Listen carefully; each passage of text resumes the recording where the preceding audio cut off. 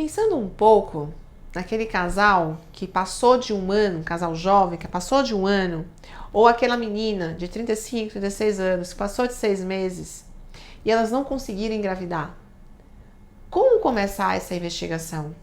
O que fazer? Primeira coisa, passar no especialista, que você confie e se sinta seguro. Mas pensando em todas as causas de infertilidade, eu vou falar um pouco, não de todas, mas de algumas principais. A gente tem que estar sempre pensando nesse tipo de lógica, tá? Então, primeiro, vamos falar um pouco do homem. A gente precisa de espermatozoides. Eles têm que ser bons, móveis, de uma boa quantidade e de uma boa morfologia. Quem vai me dar esse exame chama-se o espermograma. Ele é um dos principais e vai nos guiar e pedir demais exames para investigação da infertilidade masculina. Da parte feminina, o que a gente precisa? A gente precisa que o trajeto que o espermatozoide vá e o embrião volte para o útero esteja pérvio, ou seja, a gente precisa de tubas boas. Um outro exame importante para saber esse caminho chama-se histerosalpingografia.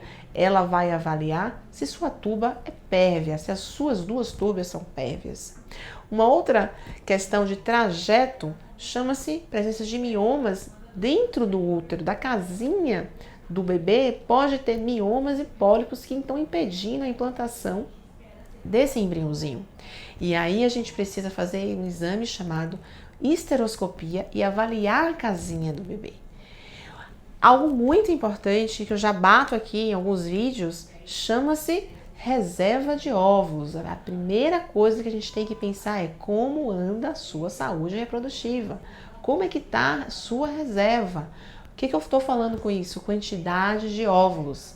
Que a gente em ultrassom a gente vê aqueles folículos, aquelas bolotinhas pretas em cada ovário e conta isso. Ou a gente pode fazer um exame chamado hormônio antimileriano. Falando um pouco de hormônio, é sempre importante a gente fazer exame hormonal na época do ciclo adequado. Então, se eu quero ver como é que está meu ciclo, o início dele, eu tenho que coletar um exame hormonais de FSH, estradiol, progesterona, quando você está menstruada.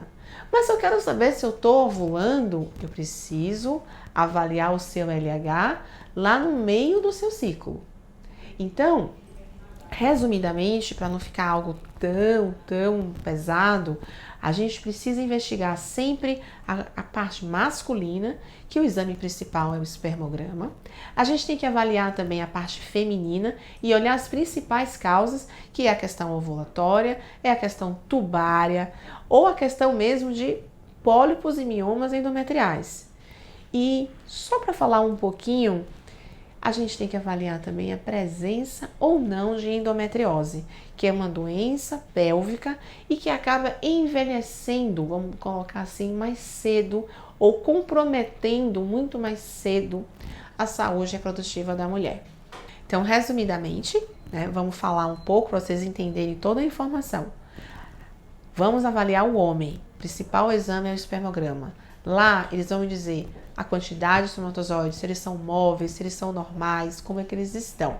Daí é um ponto de partida para a gente começar a pensar em outra investigação para fator masculino. Um outro fator feminino são as principais causas de infertilidade, que é o fator tubário, que a gente resolve isso avaliando a histerosalpingografia. O fator uterino, lembrar sempre de algumas malformações mendelianas, que são malformações uterinas, que algumas mulheres podem ter. Isso é um outro vídeo que a gente vai comentar sobre isso e explicar direitinho. Também a gente pode avaliar no fator uterino a presença ou ausência de mioma ou pólipo que atrapalha na implantação do embrião.